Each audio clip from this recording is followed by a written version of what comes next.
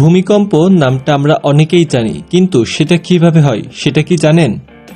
বন্ধুরা, আজকে আমরা জানব ভূমিকম্প সম্পর্কে এবং তুরস্ক ও সিরিয়ার ভূমিকম্পের অবস্থা সম্পর্কে।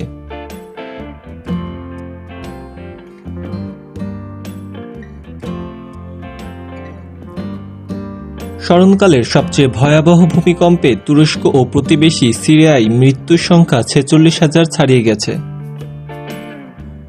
ভূ অভ্যন্তরে শিলায় পীড়নের জন্য যে শক্তির সঞ্চয় ঘটে, সেই শক্তির হঠাৎ মুক্তি ঘটলে ভূপৃষ্ঠ ক্ষণিকের জন্য কেঁপে ওঠে এবং ভূত্বকের কিছু অংশ আন্দোলিত হয়।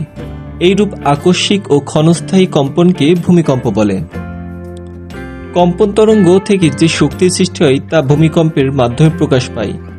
এই তরঙ্গ ভূগর্ভের কোনো নির্দিষ্ট অঞ্চলে উৎপন্ন হয় এবং উৎপত্তিস্থল থেকে চতুর্দিকে ছড়িয়ে পড়ে।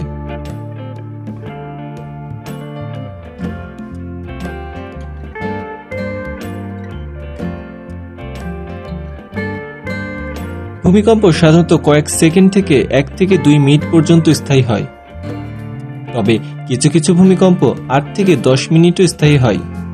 মাঝে মাঝে কম্পন এত দুর্বল হয় যে তা অনুভবও করা যায় না, কিন্তু শক্তিশালী ও বিধ্বংসী ভূমিকম্পের ঘরবাড়ি ও ধন সম্পদের ব্যাপক ক্ষতি হয় এবং অসংখ্য প্রাণহানি ঘটে।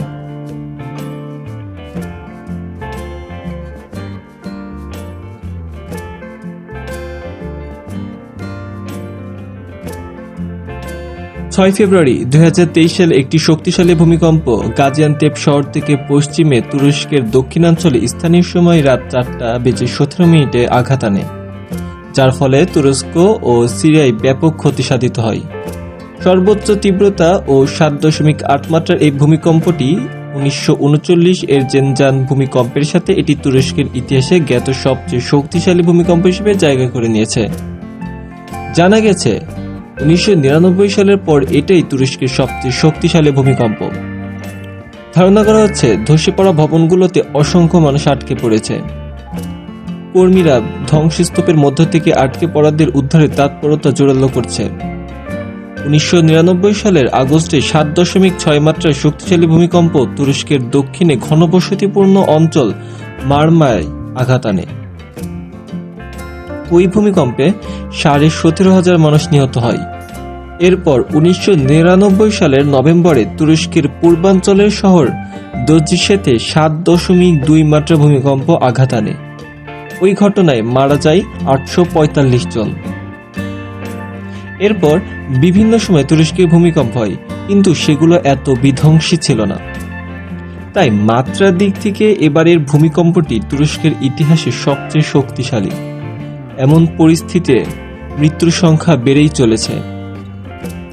রিক্টার স্কেলে ভূমিকম্পের মাত্রা 5 থেকে 5.99, মাঝারি 6 থেকে 6.99 এবং তীব্র 7 থেকে 7.99 ভয়াবহ এবং 8-এর উপর অত্যন্ত ভয়াবহ।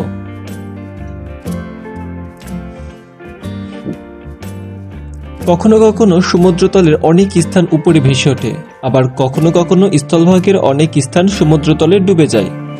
অনেক সময় নদীর গতি পরিবর্তিত বা বন্ধ হয়ে যায়।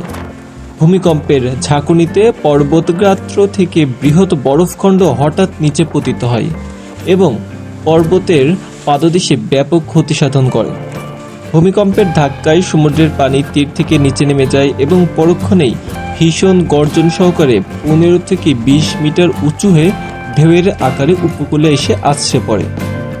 এ ধরনের জলোচ্ছ্বাসকে সুনামি বলে। 2004 সালের 26শে ডিসেম্বর ভূকম্পনের ফলে সৃষ্ট সুনামির আঘাতে Indonesia, Malaysia, Sri Lanka, Thailand, Bharat প্রভৃতি দেশে ব্যাপক জানমালের ক্ষতি হয়।